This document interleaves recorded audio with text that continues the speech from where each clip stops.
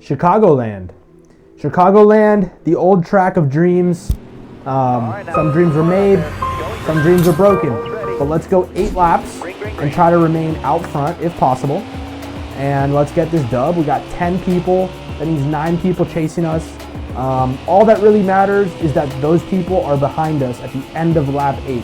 Remember, when we're racing, you got one goal. It's not to pass everyone. It's not to be the fastest. It's to be at the front at the end of the final lap. That's all we're doing.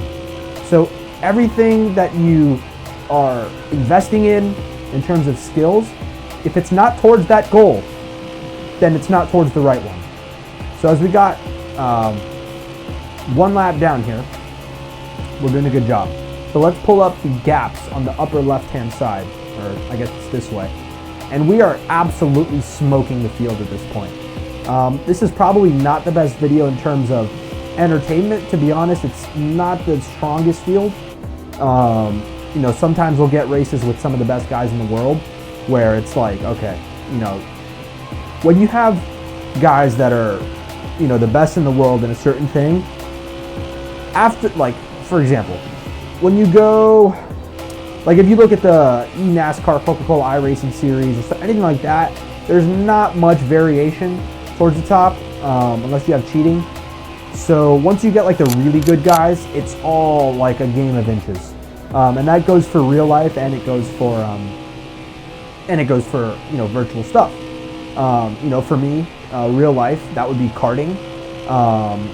Got a lot of experience in that. When you get towards the upper echelons of that, and you got guys that are really, you have to stay within a certain rules, then it gets to like, hey, can I squeeze that last 1/10 of a second out?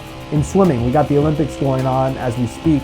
It's like, hey, can I get that last 100th of a second? Because that, when it comes down to performance, that's what these games come down to. It's a game of inches, if not millimeters.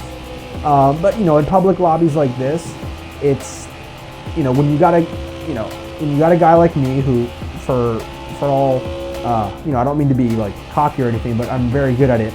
You know, I can play with one hand and still probably build a gap. In fact, that's what we're going to do. We're going to turn this into a one-hand win. But anyways, you know, there's still lessons to be learned, and I would say the number one lesson here is, hey, look, if you look at that upper left-hand side of the screen, which we know is here, I got a 2.8 second gap to those guys chasing me. Which means what? Which means I don't have to go all out, which means it's better for me. See, I got 270 on these tires.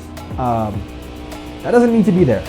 That doesn't need to be there because the higher temperature that my tires are, the higher probability that I have of spinning out. So if I can just leave that, all right, let's maybe not hit the gas as hard, meaning we don't put as much temperature into the tires. Let's keep that at like 270 or below. And I would say the goal by the end of this race is to get it like probably under 260 so that I'm not really leaning on those tires too much, and that, you know, my tires aren't going to, you know, crap out on me.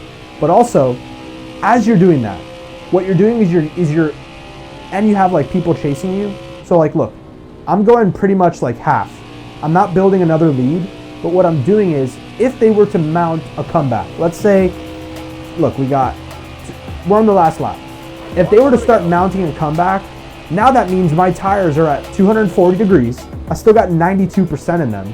And if they were to mount a comeback, that means I still got way more tires than them because I know that they're pushing as hard as they can. So if you're ever in a position to save your tires, you want to do that because it's always going to give you an advantage towards the end of the race. It's always going to do that. So like I said, the goal is to remain out in front at the end of the race after lap 8, like we just did, and find a way to win these races. It doesn't have to be a gigantic win. It just has to be a win because P1 is P1. Anyways, thanks for watching. Appreciate it. Subscribe, comment down below any other types of videos you want. If you want my setup to kind of change, this is a new setup that I did. But yeah, simple race, and we'll have some more exciting ones in the future, but always try to give you a little bit of tidbit of knowledge. I've been racing for 22 years, on and off sim racing in real life and stuff like that. So yeah, don't know what else to say. Ciao for now.